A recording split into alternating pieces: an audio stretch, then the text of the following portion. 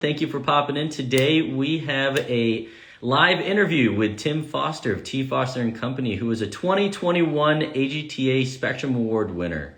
He won the Manufacturing Honors Award in the Business Daywear category for the 2021 AGTA Spectrum Awards competition. So Tim, congratulations. Thank you so much. And thank you, Tanner, and the AGTA for this invite. It's quite an honor. Thank you so much. Hey, thank you for coming on and, telling your story and the story of your piece. My pleasure. Well, before we even, kind of dive in, and everyone, we've got pictures of the winning piece and everything. So if you just bear with us, first I want to talk to Tim about his company, T.Foster&Co., and, give us a little background information about you guys. Well, we've been at this for quite a while. We're in our fourth decade. I almost hate to admit that. A lot of years have gone by. We have a very high quality product. That's our whole mission. We have always been specialists in color. So colored gemstones, South Sea pearls, that's one of our fortes. And we travel the world, Europe in particular, love the Tucson show. We've been members of AGTA for quite a while. We're very happy to have won our third Spectrum Award. We've been supporting it for years, and we were finally got involved in the actual contest and award process, and we were very, very pleased to be winning it. So, third time. So now you've officially made it a hat trick. Yeah, absolutely.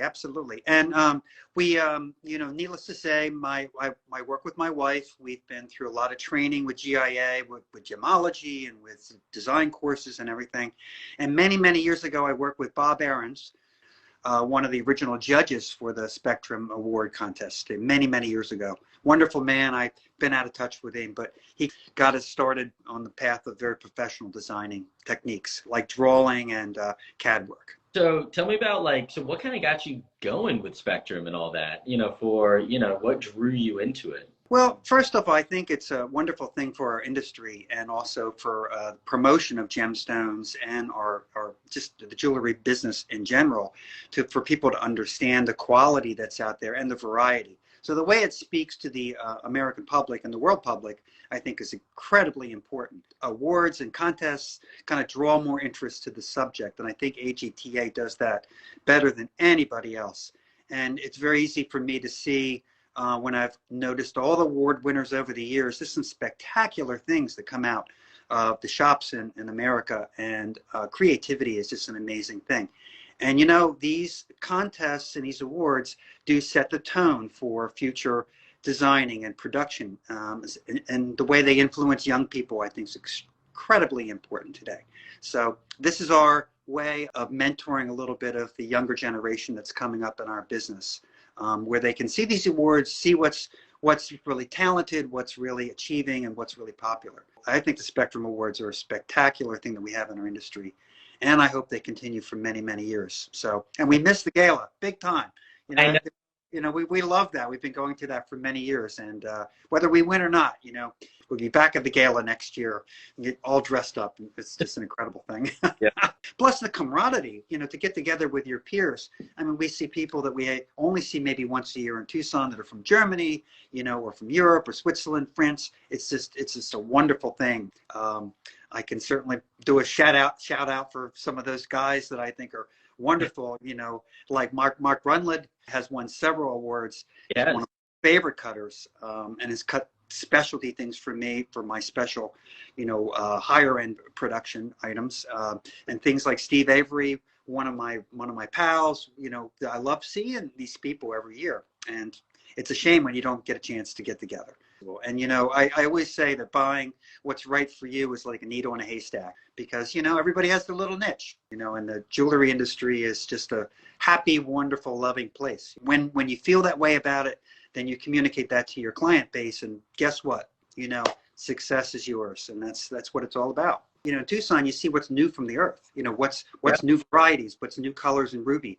All of a sudden there's Mozambique ruby, that we hadn't seen in, a couple years ago. And these are debuted at Tucson. This is your chance to see what's new coming out of the earth, because this is a very much, earth mining, cutting, wholesaling, then retailing. You see this whole pipeline right in front of you, in Tucson, and it's sensational. That is 100% the place to go. So it's overwhelming, actually. It's You, 100%. you better wear your better wear your sneakers. You know, you're gonna walk a good Yeah. 20 miles in a day. You know, so it's crazy stuff.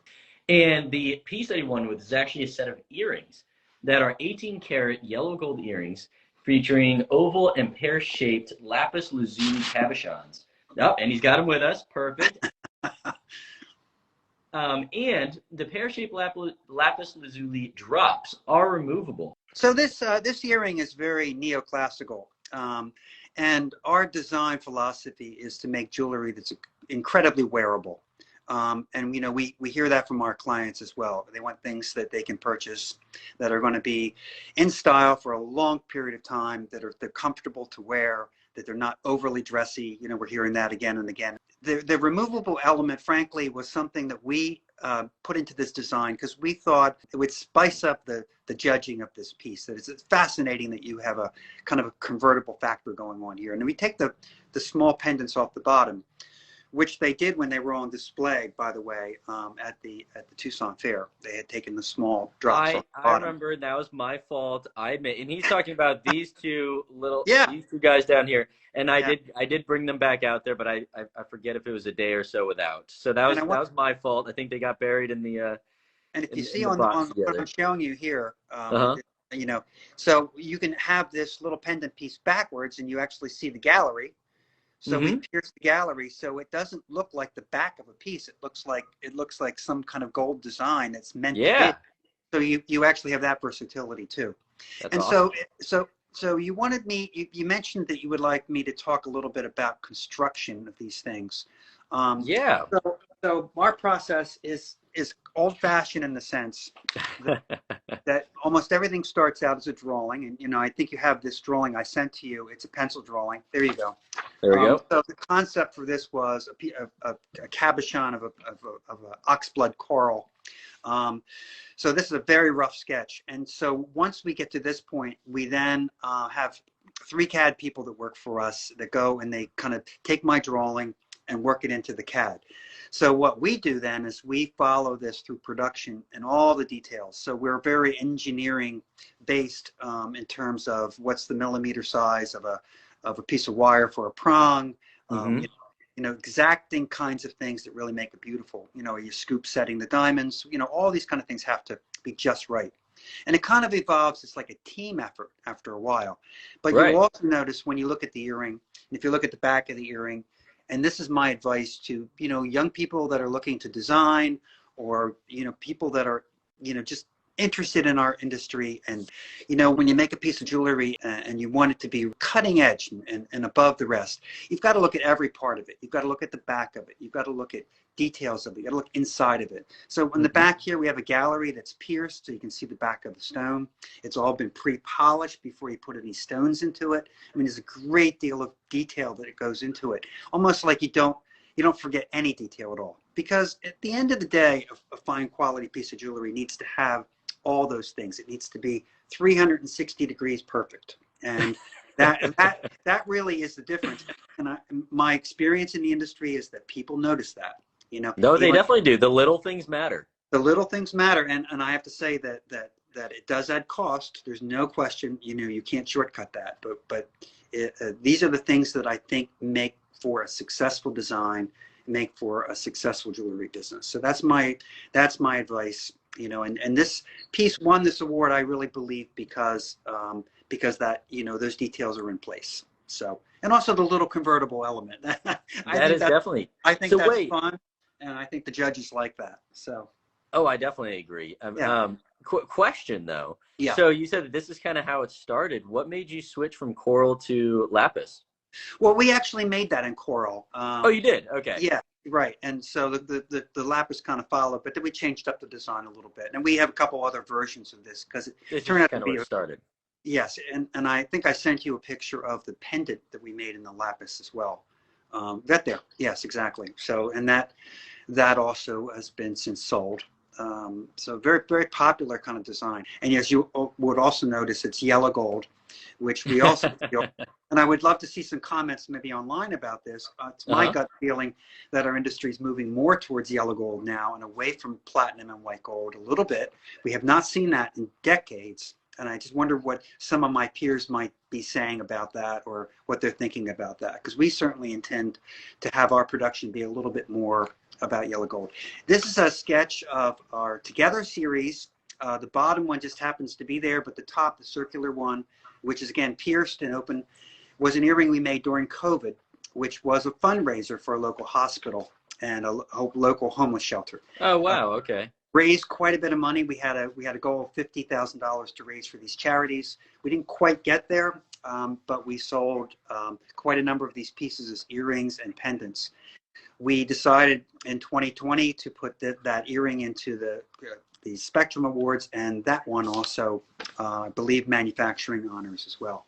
So same kind of thing as the Lapis, very detailed, very beautiful. Oh wait, was that the one with emeralds though? Yes, the one with emeralds. Ah, okay. Yep, I was looking at the drawing and I was like, oh, that's super familiar, right. but I See, couldn't quite put it on. Started out with sapphires, yes, and it wound up with emeralds, yeah. So, and you know, these are diamond cut emeralds. I mean, these are these beautiful ways that they're cutting the Melly colored gemstones today. It's just fantastic what's being done, and that's going to make jewelry more beautiful. When you start out with well cut gemstones, whether they're small or medium. I mean, you can take the most beautiful piece of jewelry, and if the gemstone quality is not there, you know, it's hard to get it to, you know, a home run.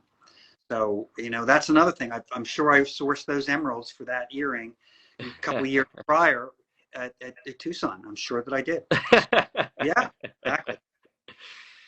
And then in 2017, we won our first award, which was with second place business award, business wear, for an Armory Sapphire, which was just a huge, magnificent gemstone, very valuable, not heated, just incredible. Yep. And mandarin color. Oh, that's incredible. Everybody loved this. And we made this very unique setting with a bunch of diamonds kind of like underneath of it. And so that is a piece that that we sold. And about 2 weeks before the Tucson Gem Show, my client caught the ring in a car door and completely destroyed it. And no. Yes, it was awful. And she picked up the stone off the ground, and there was nothing wrong with the orange sapphire. And I said, well, you know, we can remake the setting, but we can't find you another orange sapphire. So we remade the whole thing, and we rushed it, and we got it to Tucson. Now, this Lapis also, I've had this Lapis for probably 30 or 40 years. Really? Yes, it's Afghani. It's not dyed. It's probably the nicest Lapis that you'll ever see. And I had to refashion it. Because it came from the source, it was not necessarily faceted or cut very well, so we cut it into new cabochons. And I have a couple favorite cutters that I mentioned before from Tucson or even from Germany that I know, and I often will send my stones out and say, you know, this is a beautiful stone, but it's not beautifully cut. Let's make this really shine. So I recut these cabochons, and they're just, you know, you just don't see lapis like this today. Just incredible. So I think that helped also the earring win the award and also be, you know, as beautiful as they are. So that's, no, definitely. You know, that's just kind of like your prime example of that. So, and you don't see lapis a lot like you used to, and you don't see malachite, which kind of goes hand in hand with it. You don't see that a lot. So, well, you got to bring it back. Come on. Yeah, bring those back and bring them into the competition. Don't have a whole lot more. Inspire some new people. Lapis, that's for sure. So, yeah. So why though? So you said you had it in your inventory for possibly 20 or 30 years. Yeah. It was just sitting there. So why suddenly, like, you know, is it just sometimes you've got a new project and you're looking back at everything, or does it start with the gemstone? It always starts with the gemstone, but I mean, there was just something about you know, the design of this piece that led to us going through our stones. Like a lot of jewelers will probably tell you, you know, you wind up after many years with boxes and boxes and boxes of, you know, things that you've purchased over the years, and you keep them for another day, and you just, you know, we all have our reserves, but it doesn't mean that we shouldn't go out to shows and buy new goods as we see them, because, you know, that of course is very exciting. So. Of course. Yeah. You know, we want to encourage our young people to jump in and get the education and really get involved, you know, whatever level they can afford to do that, and keep it moving forward. And I think that that's what the Spectrum Awards do. I mean, they really inspire, and that's why we're involved. I mean, it's nice to have the accolades. I love to be recognized by our peers. I think that's a great honor, but the same token, by by us participating with all our years of experience, I think it helps influence the next generation to do come in and do a great job, and bring all that happiness to society, because nothing makes people happier than buying a wonderful piece of jewelry, does it? Engagement, anniversary, birthday, big occasion, big bonus. I mean, there's nothing better. You get tired of the fancy car. You never get tired of the big diamond. So there you go. That's my wrap up there, Tanner. Coming on again, everyone. This is Tim Foster of T.Foster&Co. Celebrating third Spectrum, AGTA Spectrum Award this year, and he won manufacturing honors in the Business Day Wear. So, Tim, thank you so much for coming on, and I cannot wait to see the piece that you told me that you're working on for this year. Yep. Well, we sketched that up a few months ago. Got it through CAD. We're really happy. It's completely assembled. You can slip it on your finger now, and we're like, well, I think this might be the piece, but we'll have to see. It could get sold, and then somebody might say, no, you can't have it back for the for the. Make it that much more special for them, right? I would think, yes, I would think so. Well, thank you for this honor, Tanner. It was really a real pleasure to be interviewed today, and I hope that we tried to be entertaining to your many spectators today, and hopefully inspirational to get involved in the AGTA, get involved in the Spectrum Awards, and work to keep our industry vibrant, straightforward, full of honesty and integrity. It's what it's all about. So, yep. So thank you so much. Thank you.